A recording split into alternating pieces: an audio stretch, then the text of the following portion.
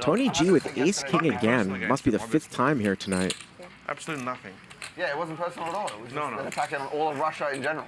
Yeah. Tony G initiates the action from under the gun with a raise to 4,000 with his premium opening hand that demands respect. But Rampage, sitting in the cutoff with ace-queen offsuit, is not interested in playing a small pot. Sensing an opportunity to isolate the veteran and leverage his aggressive image, Rampage executes a 3-bet to 15,000. This is a high-pressure maneuver. Rampage is effectively telling Tony G that his opening range is too wide. Both players have flop-top pair. Rampage fires a small continuation bet of 8,000, a standard sizing designed to extract value from draws or smaller pairs. This is where Tony G decided to spring the trap early.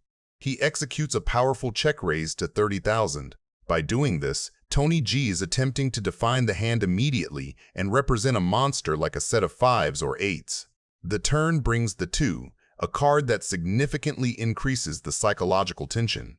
Tony G, having seized the initiative on the flop, stays relentless and fires a second barrel of 50,000. He is telling a story of absolute dominance, daring Rampage to believe that his ace-queen is still the best hand. The river is the 8, pairing the board. This card is deceptive, but mostly it just reinforces the strength of an ace. Ace-queen? It's a good hand. Bro, what are you doing to Rampage? I just love to play against the pros. His reputation as being a good poker player. It's a very fragile rep. I qualified. He's moving to Lithuanian Ace-queen and he put me on a flush draw. I mean, right? He put me on a flush draw, it's normal. Lithuanian Sometimes, you know what they say, Rampage? Deceiving. You know what they say, no longer fun when the bunny's got the gun, right? We're playing with bunnies. But enjoy, I might dish it off soon. Daniel Negreanu is looking down at 10-7 offsuit, but Seaver has raised to $1,300 with pocket 5s, and Hashem has called with Jack-10 suited. Uh-oh, this is Daniel's favorite hand, and it's actually gotten him into trouble in the big game before. Re-raises on the button to 5,200. He knows Seaver's range is wide and Hashem's flat is vulnerable. Even though it's his favorite hand, he's trying to play the players, not the cards. This raise is about letting them know that he's going to give them a hard time this hand if they decide to play along. Scott Seaver is really hoping Daniel has an overpair so that he has the right implied odds to make this call. Hashem folded, so heads up to the flop. King, deuce, queen. Seaver checks the best hand. Negreanu knows Seaver could easily have king-queen here after raising and then calling Daniel's re-raise pre-flop. But why would he check? Daniel smells weakness, and that's usually when he gets curious. He reps, betting 6,200. Looks like Scott's gonna peel. He calls. Hashem wants his cards back.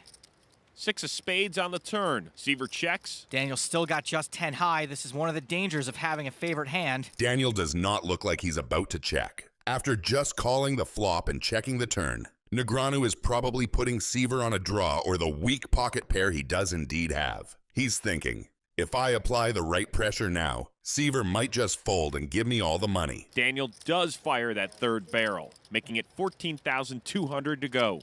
I could justify Scott's call on the flop, thinking maybe Daniel would shut down after one bet, but Daniel certainly hasn't shut down. Seaver keeps it going. He calls. Seaver's totally stationing Negreanu. You mean like a calling station? Exactly. 4 clubs on the river. Seaver checks. Sick. Daniel fires 36,000. Seaver is capped, checked every street, and never repped strength. Daniel has nothing, but he knows Seaver is weak enough to fold. This is a masterclass. Folds the winner. Phew-wee. He had me staring. I had my favorite hand. You know what that is? 10-7? 7 of diamonds and 10 of clubs specifically. Can't believe I got away with a bluff. Tony G is looking down at pocket 3s. Pre-flop begins with a strategic alignment that sets the stage for a spectacular 3-way collision. Harlow initiates the action with a standard opening to 1,400 holding pocket jacks. In most scenarios, this is a dominant hand, but the table dynamic is loose and speculative. Tony G decides to flat call. This is a classic set mining maneuver. Tony is banking on the deep stacks and his ability to hide the strength of a small pair if he connects. The flop falls an absolute tactical explosion. This texture acts as a total trapdoor for all 3 players. Tony G thinks he has struck absolute gold, flopping bottom set of 3s, but Mercier has flopped the nut straight. Harlow, meanwhile, holds an overpair to the board with his pocket jacks. After Mercier checks his draw, Harlow fires a continuation bet of 4,000. He is betting for value and protection, but he is walking into a psychological minefield. One thing we're lacking is action. This is the strategic pivot point where the hand enters the stratosphere. Jason Mercier, holding the straight, decides to seize the initiative with a massive 3-bet to 29,000. By doing this, Mercier is effectively representing a straight or a set of fours. Tony refuses to be bullied and executes a clinical 4-bet to 125,000, effectively putting Mercier all in. Call. Quick call from Jason. Like a nerd with a hot chick's phone number, Mercier calls immediately. Wow, what a flop. Tony G would like to call this date off. I just run it once. They're going to run it once. Nearly 250 grand in the middle. Better for the TV viewer. Good luck, boys. Tony will need the board to pair. It doesn't on the turn. 8 of spades. I want to feel his heart rate, Jason. Feel mine. Yours, we're not, whatever, Yours is gonna ding, ding, ding. His is like ding, ding. Close your eyes, kid. You'll know by the reaction. The river. The 6 of clubs. And Jason Mercier doubles up to 237 grand. 2 flops and been all in both times. Negreanu is looking down on 10-9 suited. Shlomi opens to $475 with pocket kings, the classic early position value raise that invites dominated high cards to make mistakes. Boniati flats behind, a routine set mine that keeps the opener wide and creates a pot where overpairs are forced to play multi-way. On the button, Negreanu overcalls with 10-9 suited. He buys position against a likely overpair, keeps the pot single raised so his connected hand can realize, and preserves a post-flop story that can credibly arrive at straights and 2-pair on many middling runouts. With 3 players and deep stacks, Negreanu's plan is to control price now and fight for leverage later. The board rolls out wet and middle, exactly the texture that pressures an opener's range. Shlomi continuation bets $1,525 into 2 opponents to tax the spades and charge the gutters while protecting his likely overpair. Boniati steps aside, Negreanu continues. With top pair, strong kicker for this configuration, and position, calling is superior to raising. It keeps Shlomi's bluffs alive, avoids isolating versus the strongest value, and retains every turn card that can add equity or scare an overpair. He's now set up to maneuver without inflating the pot unnecessarily. The Queen of Hearts lands. That card is fine for kings, but improves Negreanu's believable value region to include Queen 9 and some 2-pair that could have peeled. Shlomi opts for a measured $2,125, continuing his value protection line, without bloating the pot on a card that helps the caller more than the pre-flop raiser. Negreanu calls again, disciplined and deliberate. He keeps his range uncapped, realizes equity with 10-9, and holds the option to seize the narrative on favorable rivers, or punish thin value bets with a polarizing raise. The river is the 8 of clubs, a quiet but meaningful shift that completes 6-7 and strengthens combos like 9-8 that Negreanu can absolutely show up with. Shlomi puts out a small $3,000 bet, more price setting than power, trying to get looked up by worse pairs while avoiding a big decision. Negreanu springs the trap to $12,800, polarizing himself to straights, 2-pair, or sets, and telling a story perfectly consistent with his passive turn. 10-9 is a sharp candidate. It blocks calls from Queen 9, doesn't block missed spades, and represents exactly the value holdings that beat an overpair. Aces or kings? Can I say that, or is that illegal? Heads up. I can say what he has, but not what I have. Yeah. Okay. I'm thinking aces or kings. I appreciate you watching this far. Could you please give this video a like? Thank you. And Shlomi's now thinking, if you've read me for aces or kings, surely you can beat aces or kings. I have to fold. Bendinelli kicks things off with pocket 8s. This is a hand that can be extremely powerful, especially in a heads-up match. With 7 million already in the pot, Bendinelli can extract a lot more value. Oh boy, we got a set of 8s for Bendinelli. Oh no. Top pair for Guerrero. With Guerrero's weak check, Bendinelli can now completely take over the pot. The only question is how big of a bet he makes. So Guerrero stays and makes the pot bigger. Bendinelli is not looking to let Guerrero see a cheap flop and fires a 2.5 million bet. That is almost a third of the pot. But with the top pair on the flop, Guerrero is not looking as if he will back down. He doesn't disappoint and calls Bendinelli's bet. This pot is getting enormous. Turn. is a Oh, jack. wow. Oh, no. What a setup. Oh, such a cold deck. Cold deck city. Guerrero covered. With an insane amount of luck, Guerrero pulls a third jack that completes his jack trips. This completely turns the game on its head, but only in Guerrero's head. Bendinelli is now sitting comfortable on a full house and is looking to extract even more value.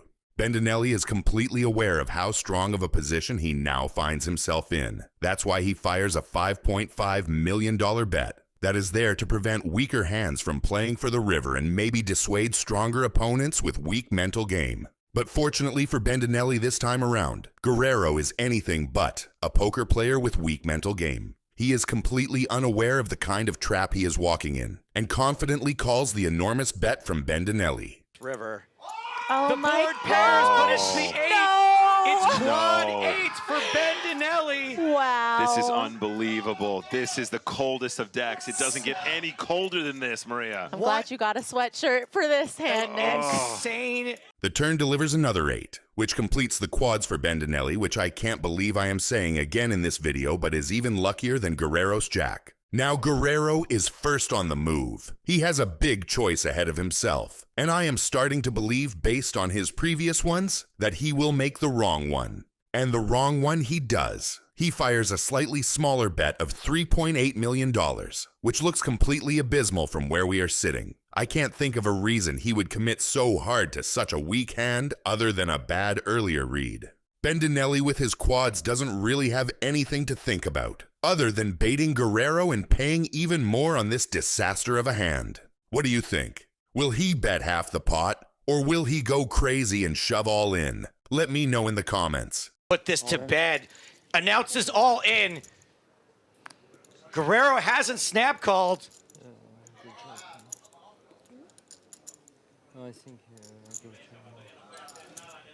There's just no way. There's the call from Guerrero. It's over. Daniel Negreanu is looking down at ace-deuce offsuit. Pre-flop begins in the high-pressure environment of a prestigious tournament, where the margin for error is razor-thin and the blinds have escalated to a point that forces a dramatic shift in strategy. Daniel Negreanu finds himself in a critically vulnerable position. Sitting with just over 310,000 chips, he has reached the push or fold stage of his tournament life. In a deep-stacked cash game, this is a hand destined for the muck, but here, it is a hand of necessity. Daniel knows that any ace in a short-stack scenario holds significant power, and he decides to pull the trigger, shoving his entire stack into the middle. I'll take a chop. I bet you would. How about that? Okay, hearts? I got hearts, right? That's good for me. Okay, so just one more heart. That's all you gotta do. And the rest will take care of itself. I don't even care which one. 8 hearts, 9 hearts. Well, if you get both, that's a chop. Heart! That's what we need, y'all. Well, Eric doesn't need one. The turn is a spade. Okay. Heart on the river. Can't get it on the turn. Okay. Good luck, everybody. The tables are turned. Better now than after the dinner break. Negreanu is looking down on Jack-10 suited. Lichtenberger opens the hijack and both stacks behind are deep, so the pre-flop incentives matter. With aces, raising to 45K keeps in dominated broadways and pairs while leaving room to play streets post-flop instead of taking a huge 4-bet pot this close to the business end of a major event. Negreanu flats the cutoff with Jack-10 suited. Against a competent hijack opener and a sticky big blind, that hand prints by realizing equity rather than trying to 3-bet. If he 3-bets, he invites a 4-bet from value, folds out the weaker stuff he dominates, and risks playing a bloated pot with a hand that prefers multi-way, position, and disguised equity. D bleeds into 2 players. With top pair and a backdoor club, he denies overcards a free look and sets the price on a texture that can change quickly. Lichtenberger just calls with aces. That's deliberate, raising polarizes him on a wet board and risks pushing out Negreanu's dominated continues. With the ace of clubs, he blocks the nut flush, so he doesn't fear as many bad turns and can keep ranges wide. Negreanu's call with Jack-10 is standard. He has the clean open-ender to the nuts, excellent position, and 2 opponents who will pay him off if he hits. Turning this into a raise would fold out worse and isolate against the top of range.